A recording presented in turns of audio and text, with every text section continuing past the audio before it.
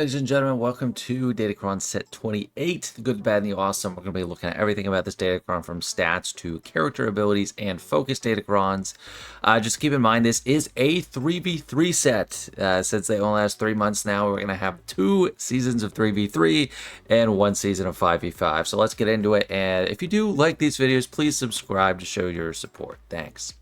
For stats, I am actually very warm to this change because we have been getting what feels like the same sets over and over again for so many sets with health and protection on almost all of them, armor pen all the time. We still have armor pen, we still have crit damage, still have health, but it did switch up because we have defense once again, and everyone kind of hates it in some degree because when you're facing someone that has 400% defense, it is no fun.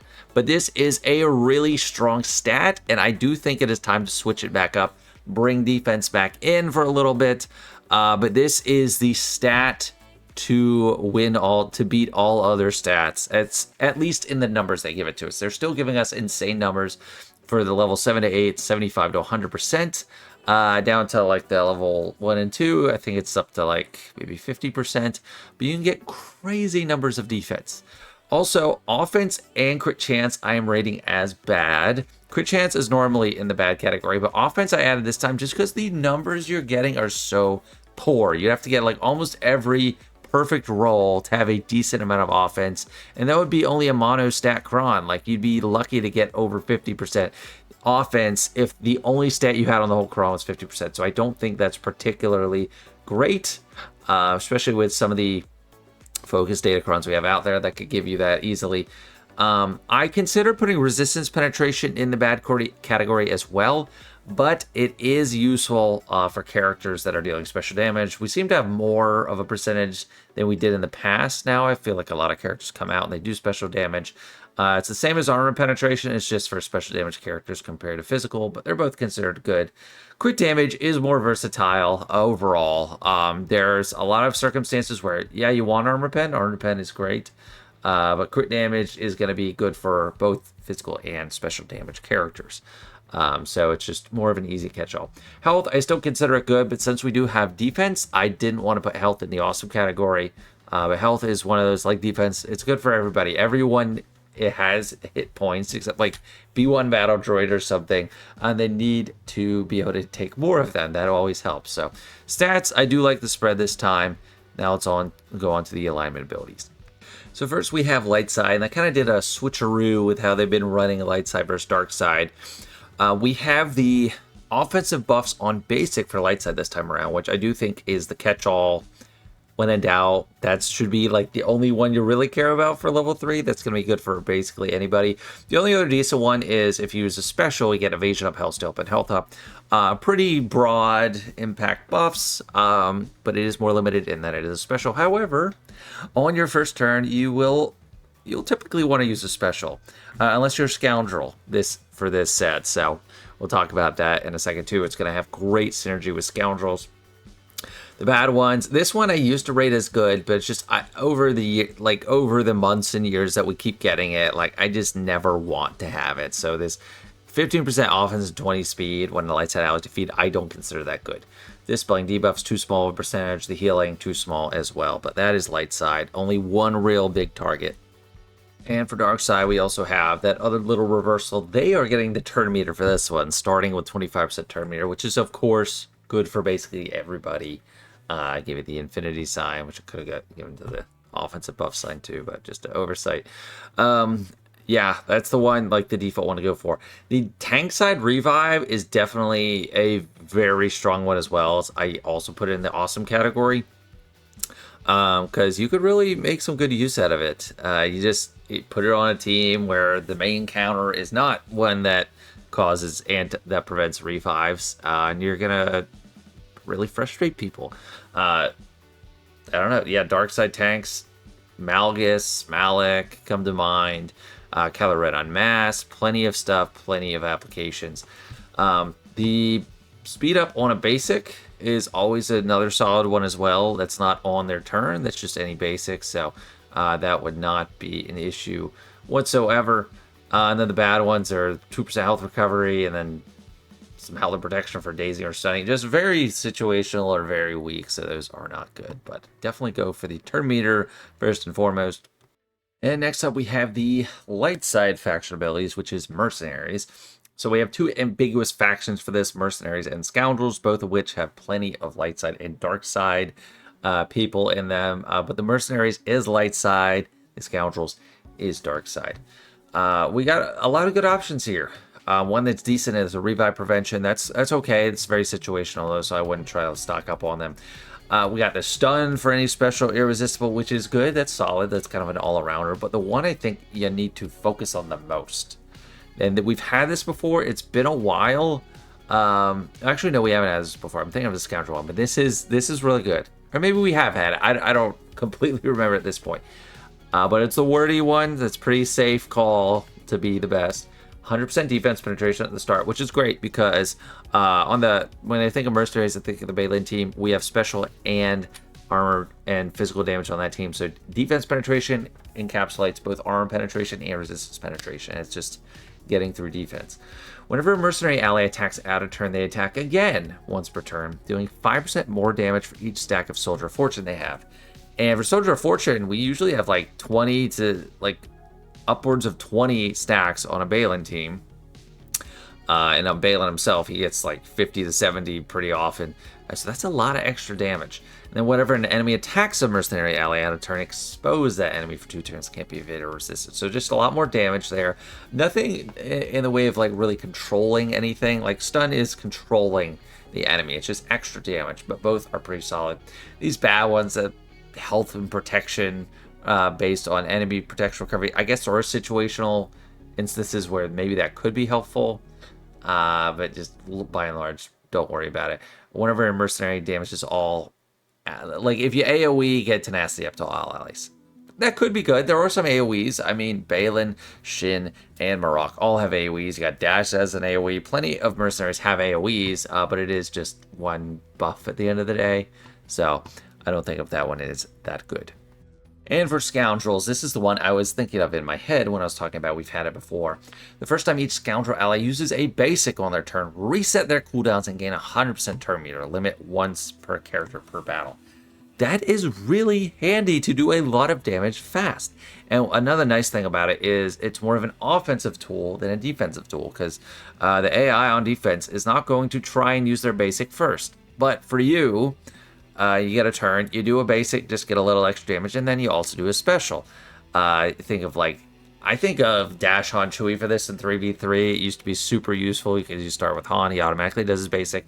He gets an extra turn, he does his special, and that gives him basically another turn that is basic. It's just all over the place.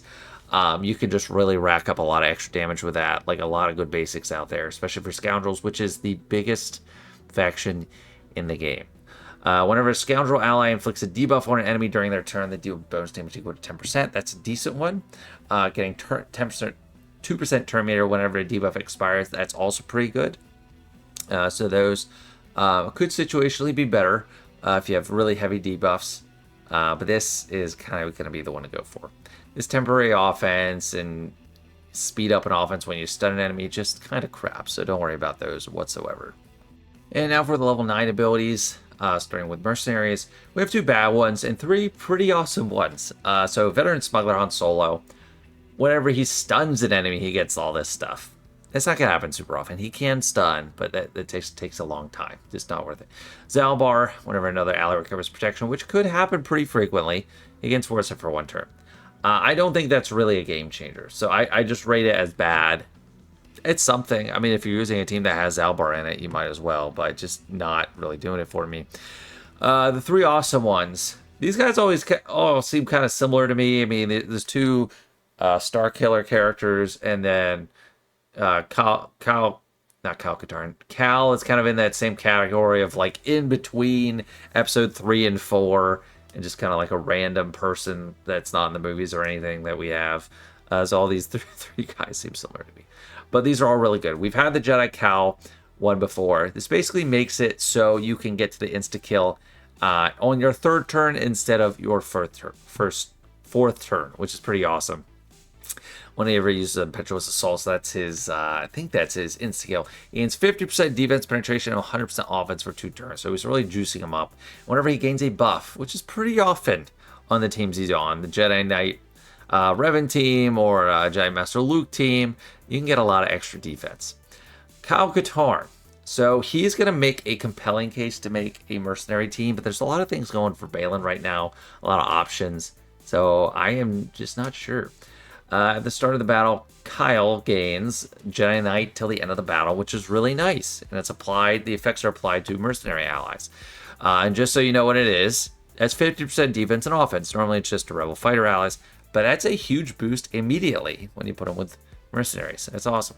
Whenever an enemy is inflicted with force influence, that's his special debuff. It's kind of like a daze or like a buff immunity or something. They're inflicted with accuracy down, blind, and vulnerable. And when force influence expires, inflict them with doubt for a turn. Whenever he attacks out of turn, reduces cooldowns by 1. So this is really strong wherever you have him. Even if you just leave him with rebel fighters, he's going to start with Jedi Knight. And that's going to be huge. He's going to attack out of turn a lot more there, reducing his cooldowns. But he's going to be hitting hard. I mean, keep an eye out for him. That's going to be a really impactful one wherever he is. And then Dash. So this is an ability we see frequently, but I think Dash is better poised to make use out of it than potentially any other character in the game. Whenever he crits an enemy, he gains 10% crit damage, defense, penetration, and offense. Max 200%. So it's like, okay, yeah, over time, a lot of characters can maybe get closer to that. Dash has an AoE that hits not once, not twice, but 3 times on every unit. So he could get up to 15 crits on his one turn. And unfortunately, that level 6 where it's the extra turn after using your basic, that's for scoundrels. So he wouldn't be able to get both this ability and that ability. But still, he could get plus 150% crit damage, defense, penetration, and offense after his first move. That's really, really good. If you just find a way to make him useful with that, or if you're like a lower level and you just run a normal dash team, pretty powerful stuff. So that is really good. I'm really excited about that on him. And then for the Scoundrel level 9s, this is kind of a rarity in my Datacron presentations because I fit all of them on one screen, which is crazy because they get so big, they've usually needed 2 screens. There's one decent one and one really, really, really good one. So Chrysanthemum, this is one we see all the time for tanks. When you lose taunt, removes 50% turn meter. That's good. That's something. I mean, the Java team has a lot of scoundrels. You might be going with Scoundrel Cron anyway. Might as well get something out of it. Of course, for him, there's also the option of Embo. I'm not big on... I think this is better for TW. He loses a lot of his health and it's converted to protection. And that does benefit you a lot more in TW. But I think in mostly Grand Arena terms. And that's just like... Well, he can't be defeated if he has protection. I don't know. I don't think it's that great, that compelling. I'd rather go with Chrysanthemum. Captain Thano, I think it's kind of whatever. He gets Foresight, gets 20% turn meter and protection up. Okay, like, again, with the bad writing on the Datacrons, 20% turn meter for 2. This seems like it would apply to the turn meter unless you have a comma there. But I know it's just protection up for 2 turns. So maybe that's not the worst example. But there's one more example here. Whenever an enemy is stunned, boss takes the bonus turn. Big whoop. I mean, you do stun sometimes with boss team, but the boss team is not killer right now, and it's just very limited, so it's kind of whatever. However, the one that's going to be painful, and I'm going to hate it, is Vayne. Whenever Vayne gains a stack of profit, gain 20% max health, and you get profit very quickly, up to max 300%. So we can look forward to extremely thick veins that like demand Supreme Leader Kylo or someone with massive damage, kind of Malicos maybe could get through him eventually. It's like, I feel like Pirate King Honda will just die before Vayne and then I'll just be wailing away at Vayne. But this is what's funny, the writing. He gains 20% max health till the end. Till the end of what? Till the bitter end. No, till the end of the encounter, the end of the battle. I don't know. Till the end. I think it means till the end of the battle. This is from in-game, so it's like, it's just funny how it's written poorly. But this set is not as bad as 2 sets ago. That one was funny. Whenever a pirate ally uses special, Vayne also assists, dealing 35% bonus true damage based on his max health. If it's just 30% of his max health, that's going to be a ton after it gets sky high. So that'll be a lot. And whenever he's taunting, if another pirate ally receives damage, he gains 10% offense based on his max health till the end of his turn. So that one, I don't know, that could stack up a little bit, but that's crazy. The assisting true damage and tons of max health. So he is going to be a big pain. This is really just pivotal for the whole team. Keeps them alive a lot longer and a lot of extra damage when they already have a ton of damage. So that's going to be kind of painful. For the reroll priorities on this set, I put stats as the number one because getting a bunch of defense is crucial. And now putting characters, the level 9s, as the fourth priority might seem a little harsh, but there's really only 4 that you need to go for. You want a Vayne, definitely. You definitely want a Cal. And you can get both a Dash and a Cal Katarn. If you don't have Dash, I wouldn't cry about it. But really just the must-haves are Cal Katarn, Vayne, and Cal. So that's not too many. Second priority, I say, is the faction level 2 because there's tons of Scoundrels in the game. So I would get that Scoundrel one a lot. And then there's also a lot of Mercenaries. Like, Mercenary is one of those pretty common tags. And some Mercenaries are not Scoundrels. And if there's both, you might want that good level 6 matched with the right level 3. So level 3, I have the third priority because just generally, we do want a lot of good level 3s. That's the one you need the most of. And there are some really strong ones with that 25% turn meter and the offensive buffs. But it is kind of like a tight spread of like what the priorities are. I definitely think defense is going to be the most crucial thing in this set, other than like Vayne level 9. But on to focus Datacrons. And actually, before getting to focus Datacrons, I did want to highlight one thing. And also low light and other things. So this used to be Relic 2, Relic 2, Relic 2, Relic 4, Relic 4, Relic 4, and then Relic 6 for qualify. Now, basically everyone will qualify for Datacron up to level 5, Gear 2 and Gear 4. For level 6, it goes back to the Relic 4 requirement, and then 7 through 9 still all Relic 6, which is just a travesty in my opinion. It is just ridiculous. It's a crime, and it's gone unacknowledged by them. They haven't said anything about it. Just, here it is. Here, you need high relic levels after we have been trending towards lower gear requirements for Datacron. So I think it's just criminal, and it's a huge slight to everybody. But at least we can use 5 now. It's like so schizophrenic. Like, it went so far down. This is focused Datacron territory. Gear 2, Gear 4, okay. Unless it was just input incorrectly and they meant it to be Relic 2, but all over the place. I don't know what to make of it.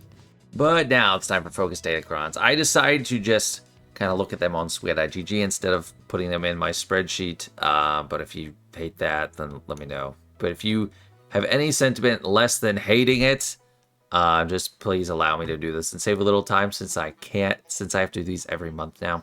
So I'm happy about this set of focus Datacrons. We have 4 normal ones again, 4.5 kind of, where it's just for characters we already have. And we have the Wampa Cron again, so huge highlights. I'd say Nihilus, Wampa, and Baylan are all awesome. I'd say Cody, the jury's out. Why there's 2 of each of them here, I don't know about why for any of them except for Baylan. So Baylan, you'll see there's 2 different sets of stats. All the abilities are going to be the same, but there's 2 different sets of stats. This is the one you can get in the game just with episode currency. And this is the one you buy directly from the shop. So the stats are mostly just way better from the one you buy. 70% crit avoidance, 75% crit chance, offense, armor pen. So on the normal one, you are getting potency, tenacity, defense, and crit avoidance. Here, you're adding the crit chance, you're adding the offense, you're adding the armor penetration. And you lose the tenacity. You don't have tenacity. So that's interesting. It's not just purely better in all ways, because this has more potency. This has a little less potency. This has 10% more defense. They have the same crit avoidance. I'm going to be getting this one for both accounts. So, I don't know. But this is more expensive. The one that is potentially the worst, but potentially still strong, is Commander Cody. So the stats are maxed out. 70% potency, 70% tenacity, 40% offense, 50% crit chance. Those are not compelling to me at all. So I would almost rate this as bad. There's the only chance it will be really good is if you can make a real true clones team work. So this is not a stat cron. This is not a cron that you're going to be just using like, oh, let me get some really good stats on a random team. Let's give them this. No, it's not really that. Unless you really want 70% potency and tenacity. I don't know. Kicks. Kicks has 30 speed for plus 30 speed for each clone trooper ally. So in 5v5, which this is a 3v3 set, remember, he'd be 150 in 5v5, 90 in 3v3. The first time a clone trooper ally is defeated, they revive with all health and protection. Clone trooper allies revive like this, gain 3 stacks of Endure for 3 turns. And I can't remember exactly what Endure does, but apparently it can't be instantly defeated. The first time this character will be reduced to 1% health, dispel 1 stack of Endure, and recover 1% health, which can't be prevented. So it's just like a little bit of a defeat prevention for a couple turns. Nothing too huge. Whenever Kicks uses an ability, so that's even a basic, all Clone Trooper allies recover 10% health and protection. Whenever Kicks uses Emergency Med Pack, Clone Trooper allies gain 25% defense to the end of the encounter. So it's pretty good. I mean, he is getting supercharged as a medic on the team. Captain Rex, whenever he inflicts a debuff on an enemy, there's a 50% chance to dispel all buffs on that enemy, and Rex does a lot of debuffs. So his AoE is 3 different debuffs. Daze, offense down, and tenacity down. So he's probably going to be dispelling buffs on enemies with that too. Really powerful stuff. And for 3v3 team, I have honestly struggled to know where to place Rex on my main account. I mean, you know, because the 501st, it's like the good clones go with gas. So it could be good for him. This is the only way it's going to really be good, and the jury's out for me. Whenever Cody's in the leader slot, all allies are clone troopers that get an advantage, 100% crit damage and defense at the end of the battle. This is the key. Whenever a clone ally critically hits an enemy, that ally gains 50% offense till the end of the battle. So this is Rex doing an AoE. And is he going to get 250% offense in 5v5, 150 in 3v3? Is Rex going to get juiced up? That's the if this can go out of control, like the offense just skyrockets, that could be good. Otherwise, I'm skeptical. Whenever a light side clone trooper ally uses an ability, call a random light side clone trooper ally to assist you with 100% more damage and recover 100% health. So this, yeah, all this depends on the damage really ramping up. You could, I think Rex and Kicks are obvious choices for the team. You have to have Cody, so the 3v3 team, I think you would have to have this. 5v5, I don't know. Do you add Echo? Do you add Arc? Who are you adding? Are you adding some Bad Batch characters? I don't know. Old Bad Batch, new Bad Batch don't count as clone troopers for some reason. But this is probably the worst one out of them, out of the set. But it still has potential. But I'm probably not going to get it on my small account. So the next best one, or the third best out of the whole set, and I'm considering all 3 of the Nihilus, Wampa, and Baylan Crons in the awesome category. All really good. So I got some good stats. Potency, tenacity is okay. 50% defense, 40% crit avoid, but 80% health. 80% health is the huge highlight.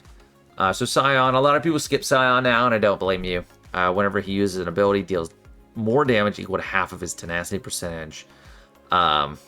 He's not a damage dealer, so I don't think that's a big worry. This is the big one. This is like the Barris Cron, but for Traya. First time Traya is defeated, if there's at least one active other ally, revive all defeated allies and recover 100% health and protection, gain 100% turn meter, and 100% off until the end of the battle. So that's great, except it's easy if you're attacking a Traya team to leave her for last, because you really want to take out Nihilus, like Savage, you're kind of stuck behind. So it's easy to get around it and kill her last. It's not like Barris, where you put Barris with a Galactic Legend and like Rey or something, and then it's causing havoc and it's hard to kill everyone else except her. For Treya's team, it's kind of easy to leave her last. However, if you just want to use it like a Barris Cron, set her with a random dark side team, it also kind of doesn't make a ton of sense. Like Supreme Leader Kylo, he wants like full First Order. Sith Eternal Emperor. Well, Sith Eternal Emperor, actually, this could be a good Cron for a Sith Eternal Emperor team, because you can't kill Sith Eternal Emperor until you get rid of Traya, or all the Sith allies. So, look out for Sith Eternal Emperor on defense. That could be probably the biggest benefit. Lord Vader, I don't really know. It would be kind of odd, but yeah, I don't think that would work for Lord Vader. But Nihilus, so this is for the true, just normal Traya team. If Nihilus is in the leader slot, whenever he inflicts a stack of damage every time, he gains max health up to 200%. Whenever he gains turn meter, Scion on Traya get that as well. At the start of the encounter, Sith allies gain 200% max health, max protection, and are immune to percent health damage effects. So what Nihilus's lead does, it turns all your protection into health, kind of like Malik, but he doesn't have the immune to percent health damage aspect to it. This is going to be crazy. So I think Nihilus lead is 100% in and the way to go over Traya lead, because you still get Traya's Wampa Cron from the unique. Whenever Nihilus reduces cooldown of Annihilator Drain Force, reduce the cooldowns of Traya and Scion by 1. This is going to be strong. This is going to be really good. Pretty flexible applications. Look out for Eternal Emperor on defense. And just Nihilus lead, yes, the way to go. That's also good for banners too, because you don't have protection to lose. It's just everyone is going to have that health. You can only heal through Health Steal though. Sorry, I felt like I had a dog here or something in my mouth. You can only recover health through Health Steal though. So let's go to Nihilus and just look at his lead, because it's not super commonly used. It'd be time for me to Zeta this too. This is my main account. I'll give the Zeta. If you have the Zeta, you get 150% health steal. Sith allies gain 60% all odds, 150% health steal, lose all the protection, turn into health. Immune to healing effects that aren't health steal, and can't score critical hits. So you can't crit. That's actually kind of a big bummer for it. But you're working around to annihilate pretty quickly, and it's going to be a lot harder to kill you. So definitely an awesome Cron. I'm excited to see how it plays out. Baylan, definitely very strong, but I'm ranking at number 2 because it's just so expensive. 29 million data cache. It is painfully expensive. 100% potency, 75% tenacity, 100% defense, 70% crit avoid. All defensive side of things, no extra damage, but they're still going to be pretty strong. Hondo ability, we've seen this a lot. Whenever he gets a stack of ransom, whenever you use the basic, he gains additional ransom, protection up 100%, and reduces cooldowns by 1. So he's going to be juiced up. It's going to be really hard to hit. He's going to have 50 turns of ransom, or 50 stacks of ransom pretty quickly. And he's going to be dealing a lot of damage from that too. And he's going to be dodging like crazy. So even a standalone thing, that's pretty good. Merrick, it's okay. Inflicts a debuff, recovers 25% max health, max protection. Okay. He's going to be healed up a little bit. Might be some good for banner recovery. Not a huge deal. Whenever an ally uses an ability on their turn, should assist dealing 50% more damage. That's great. She hits hard. So that is a really nice add-on. Dengar, we're just getting rid of it, and we're going to get it right back like a boomerang. Start of each encounter, he inflicts doubt on all enemies for 2 turns, which has been just so impactful. It's like, even if you don't put Dengar with Baylan, you can make use of this. Put Dengar on a random team, like a bounty hunter team, or just any kind of team is going to get doubt out there, and it's going to be really hard to deal with. Whenever an enemy evades attacks on evades Dengar's attack or resists a debuff, all enemies are inflicted with a stack of damage over time and a thermal detonator for 2 turns. So that's okay. It's just a nice little add-on. But the Dengar, the doubt, that's the big thing. And I like that it's a full Cron for the Baylan team now. It's not just the Dengar, because I used to plenty with Baylan just for the Dengar thing, but now it's getting everything. If Baylan is the leader and all allies are mercenaries, whenever a mercenary ally gains Soldier of Fortune, they get 2% offense and defense penetration, up to 150%. So that won't be too hard to get, close to like 100% or something, or like upwards of 50%. That's a lot. And mercenary allies ignore taunt if they have Soldier of Fortune, which they always do on his team. So they just ignore taunt. Really good. Whenever another mercenary ally uses an ability on their turn, Baylan calls to assist. And whenever Baylan uses an ability while having taunt, dispel all buffs on the target enemy. So he's very often having taunt. This makes him feel like Ahsoka, but it's not just for specials like snips. Like, she comes in and assists all the time and dispels. He's going to assist all the time, even on a basic. So you're just going to dispel, and just lots and lots of damage, ignoring taunts. What this doesn't have, the only real control element is the doubt. But I think you might be able to get things done in those first 2 turns. A lot of it is just about damage. Damage, a little bit of recovery. This is the only control element. There's not a lot of control here. Well, there's controlling the buffs. But it's just a lot of damage on the Baylan team. So look out for them to be very powerful with this. But the question emerges, is Baylan going to be better off with this or with a Mercenary Cron? So first off, I think it's probably going to be this, because Mercenary Crons are light side. So you're going to have a light side level 3, won't apply to Baylan, or Shin, or Marok. And if you want to have or Hondo or Dengar. And if you want to have Dengar in there, you can. And for 3v3, this is a 3v3 set. You want Baylan, Shin, and Merrick. I don't think you're going to be putting Kyle Katarn with his team in 3v3. So I think you definitely want this for 3v3 and 5v5, maybe that one time. If you have 400% defense, and you have the Kyle Katarn Cron, and you have the good level 6 Mercenary, you might want to go with that. But overall, it's going to be hard to beat this. So for 95% of people, you're going to want to go with this for your Baylan team. However, it's just very expensive. So that's the downside too. If you're tight on data cash, it's really hard to get all this stuff, which I understand. It should be for everyone. It's very tough. Then there is that other option in the normal Datacron set. And last but certainly not least, we have the Wampa Cron back. As far as I know, it's identical to the last one. Stats are amazing. 100% offense, 150% armor pen, 100% crit damage. It's the holy trio of damage. Offense, crit damage, and armor pen. Well, defense pen if you want it to be universal. But this, even for the stats, is incredible. Like, people used it all the time back when we had it the first time, just with, like, Bane or something. Like, it is crucial.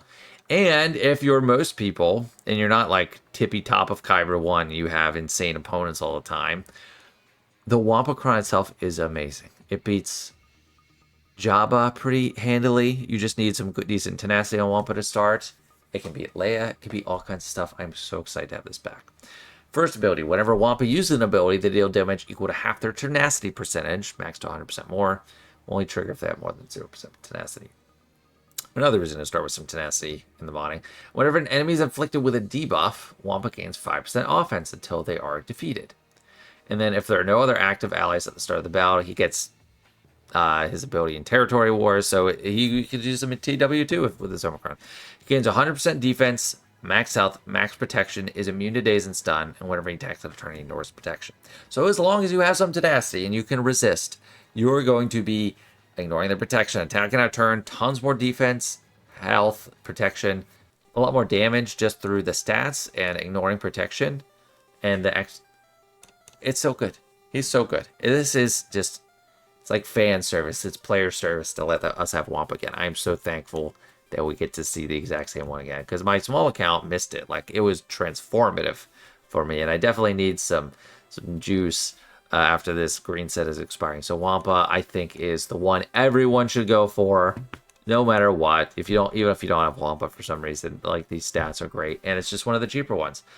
This, Cody, and Nihilus are the cheaper ones, just 10 million compared to almost 30 million data cash for Baylan. So that's going to be it for this set. I like it. It's nice, and it's some wide applications to the set, and some actually usable focused Datacrons as opposed to the last set, which was all brand new characters. So enjoy. Let me know what you think of this set. I'd love to hear from you, and thanks so much for watching. I hope you enjoyed. See you later.